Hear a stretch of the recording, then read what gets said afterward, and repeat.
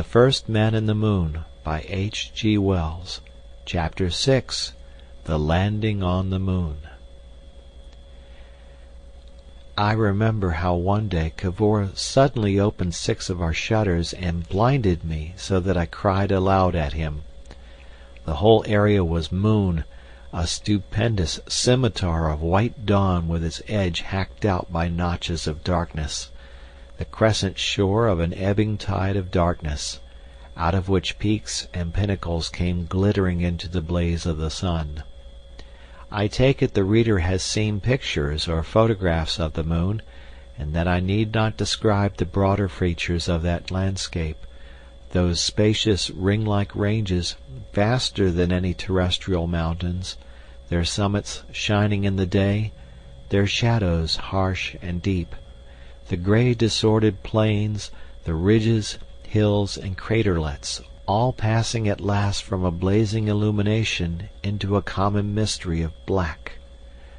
Athwart this world we were flying scarcely 100 miles above its crests and pinnacles, and now we could see, what no eye on earth will ever see, that under the blaze of the day the harsh outlines of the rocks and ravines of the plains and crater floor grew grey and indistinct under a thickening haze, that the white of their lit surfaces broke into lumps and patches, and broke again, and shrank and vanished, and that here and there strange tints of brown and olive grew and spread.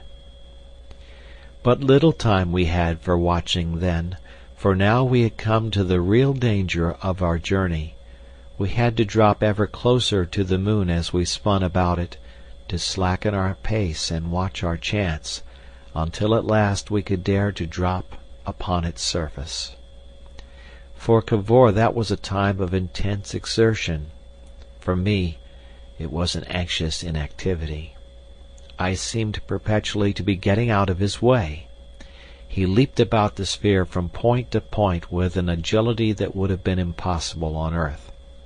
He was perpetually opening and closing the Cavorite windows, making calculations, consulting his chronometer by means of the glow lamp during those last eventful hours. For a long time we had all our windows closed and hung silently in darkness, hurling through space. Then he was feeling for the shutter studs, and suddenly 4 windows were open. I staggered and covered my eyes, drenched and scorched and blinded by the unaccustomed splendor of the sun beneath my feet. Then again the shutters snapped, leaving my brain spinning in a darkness that pressed against the eyes, and after that I floated in another vast black silence.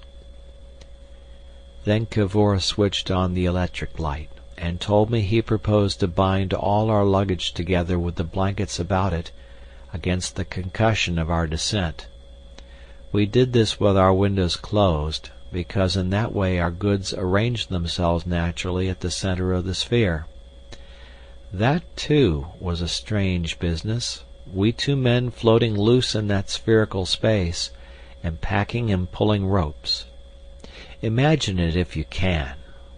No up nor down, and every effort resulting in unexpected movements. Now I would be pressed against the glass with the full force of Cavor's thrust, now I would be kicking helplessly in a void. Now the star of the electric light would be overhead, now underfoot. Now Cavor's feet would float up before my eyes, and now we would be crossways to each other. But at last our goods were safely bound together in a big soft bale, all except 2 blankets with head holes that we were to wrap about ourselves. Then for a flash Cavor opened a window moonward, and we saw that we were dropping towards a huge central crater with a number of minor craters grouped in a sort of cross about it. And then again Cavor flung our little sphere open to the scorching, blinding sun. I think he was using the sun's attraction as a brake.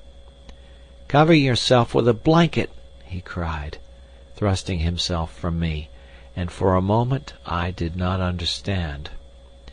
Then I hauled the blanket from beneath my feet and got it about me and over my head and eyes. Abruptly he closed the shutters again, snapped one open again and closed it. Then suddenly began snapping them all open, each safely into its steel roller. There came a jar, and then we were rolling over and over, bumping against the glass and against the big bale of our luggage, and clutching at each other. And outside some white substance splashed as if we were rolling down a slope of snow. Over, clutch, bump, over, came a thud, and I was half buried under the bale of our possessions, and for a space everything was still. Then I could hear Cavor puffing and grunting, and the snapping of a shutter in its sash. I made an effort, thrust back our blanket-wrapped luggage, and emerged from beneath it. Our open windows were just visible as a deeper black set with stars. We were still alive, and we were lying in the darkness of the shadow of the wall of the great crater into which we had fallen. We sat getting our breath again, and feeling the bruises on our limbs. I don't think either of us had had a very clear expectation of such rough handling as we had received. I struggled painfully to my feet.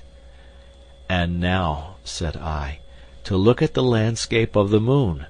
But it's tremendously dark, Cavor."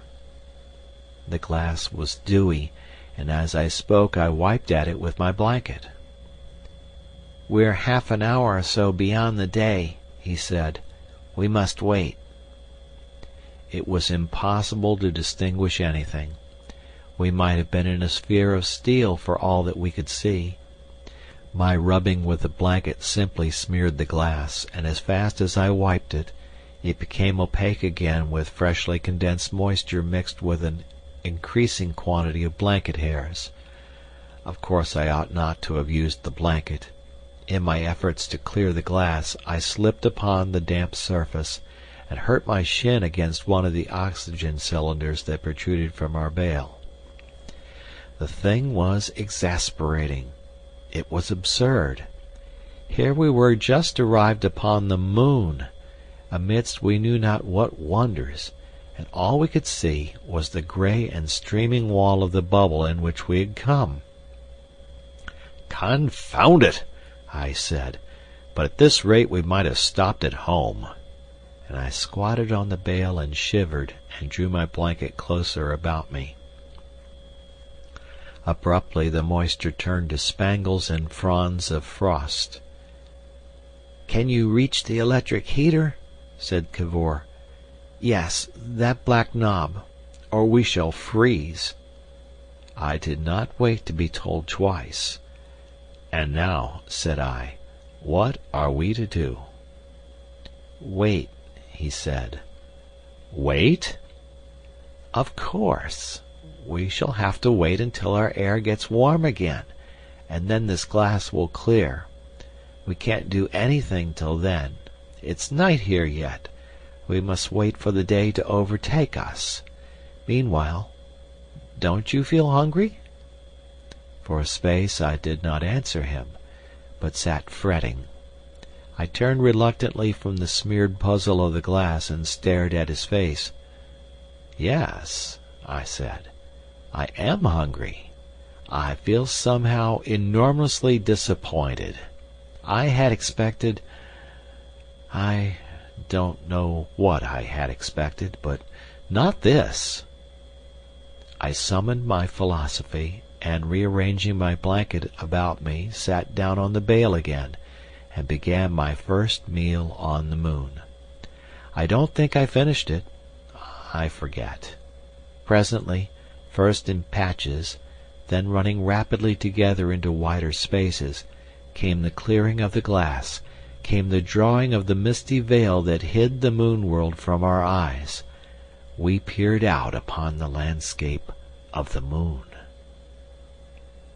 End of chapter.